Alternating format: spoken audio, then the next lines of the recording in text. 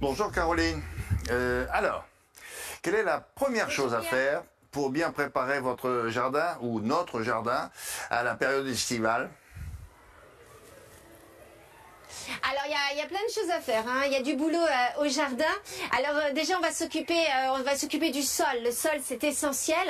Alors on va commencer à nettoyer. Alors vous allez me dire c'est un peu bizarre, il fait beau, pourquoi on nettoie?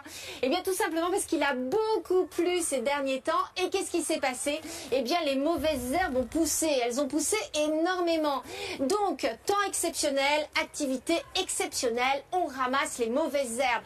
Donc on n'hésite pas à nettoyer ces parterres, à les enlever, parce que les mauvaises herbes, qu'est-ce que ça fait? Eh bien tout simplement ça va prendre toute l'énergie des plantes, donc on nettoie tout. Donc ce qu'on peut faire c'est utiliser certains outils qui sont spéciaux pour ramasser les mauvaises herbes. Vous avez par exemple ce genre d'outils que vous mettez dans la terre, vous tournez, vous pivotez et vous enlevez les mauvaises herbes. C'est très simple, c'est une action assez simple. Sinon ce que vous pouvez faire aussi c'est mettre un petit coup de binette. On adore ça, mettre des petits coups de binette. Et bien la petite binette elle va permettre de retourner la terre et donc d'enlever les mauvaises herbes. Donc on n'hésite pas à l'utiliser aussi. Et puis sinon on va aussi s'occuper d'enrichir le sol. Donc on enrichit le sol avec de l'engrais, mais il y a également des terreaux qui vont permettre l'enrichissement du sol. Ce sont des terreaux qui sont à base de mycorhize. Le mycorhize c'est quoi? C'est un petit microbe, un petit microscopique. En fait c'est microscopique et ça va permettre de favoriser la pousse des racines. Donc vous choisissez un bon terreau et vous le mettez au pied de vos plantes. Donc voilà, ça c'est la base, on s'occupe du sol. Après avoir préparé le sol, là il faut s'occuper de ce qui est au-dessus, les arbres, non?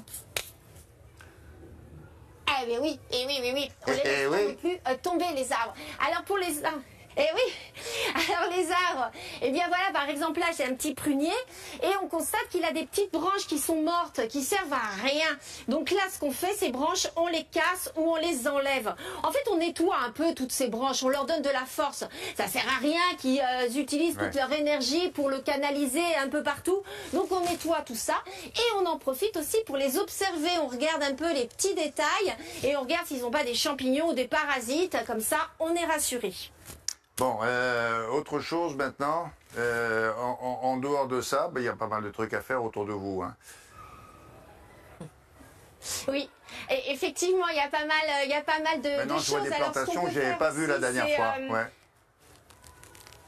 Et oui, voilà, c'est ça, c'est les plantations.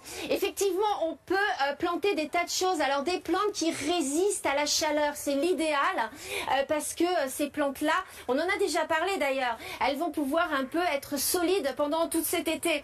Donc vous avez des aromates comme là, on a du thym, on a du romarin. Ce sont des plantes qui sont très résistantes à la chaleur. Il y a les succulentes et puis surtout, vous pouvez planter des graines de cosmo, de tournesol et vous pouvez encore planter aussi certains légumes comme les tomates, les courges.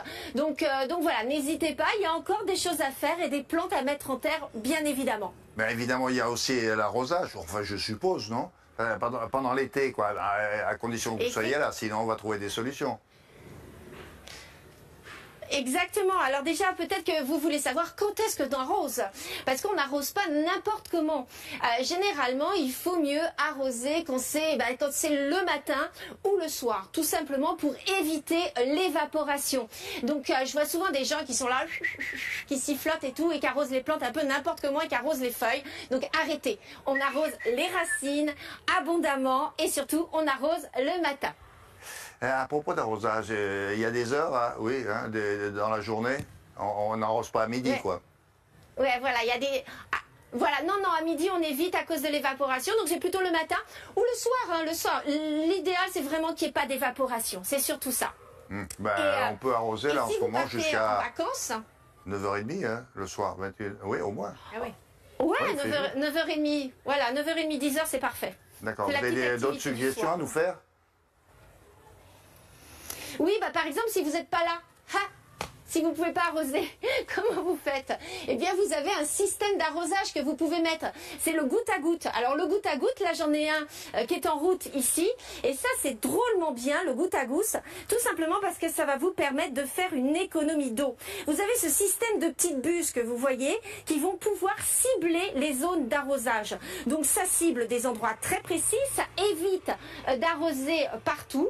Et donc, ça vaut vraiment le coup pour économiser l'eau d'installer ce système. Donc n'hésitez pas, ça coûte aux environs de 60 € pour 60 mètres carrés à peu près. Donc n'hésitez pas à installer ce genre de système pour l'arrosage. C'est un tuyau avec une buse, hein, c'est ça, on trouve ça partout hein, dans les jardineries. Voilà, oui, c'est oui, ça, exactement. Ce sont des... Voilà, ça se trouve très facilement, comme je vous dis, 60 € pour 60 mètres carrés, donc c'est pas trop compliqué, enfin c'est pas trop cher, en tout cas ça reste abordable. Bon là, assez vite. Et si vous partez en vacances? Oui, oui, mais assez vite grâce à vous là, on a nettoyé, qu'est-ce qu'on a, on a planté, on a prévu l'arrosage. Bon, on est prêt ou il y a encore des choses à faire?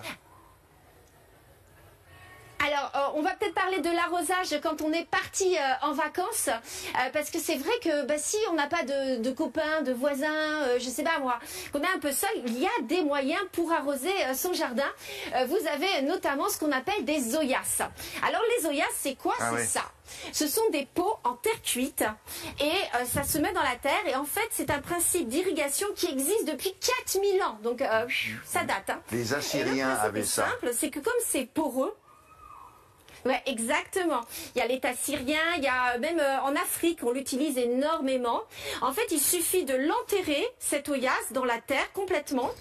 Vous laissez passer juste ce petit col à l'extérieur et vous l'arrosez. Comme c'est poreux, l'eau va se diffuser comme ça, tout doucement dans l'eau, dans la terre, je veux dire, et ça vous permet d'avoir une autonomie en eau. Vous trouverez ce genre de produit dans toutes les grandes jardineries. Mais moi, je voulais parler de cette marque qui s'appelle Luton, qui est une marque française et artisanale et qui propose ce type de produit à la commande. Donc vous avez des oyas donc, qui se mettent en terre, donc vous avez différentes contenances, hein. Ça permet une autonomie par exemple pour celle-ci d'environ 1 semaine, donc c'est quand même pas mal.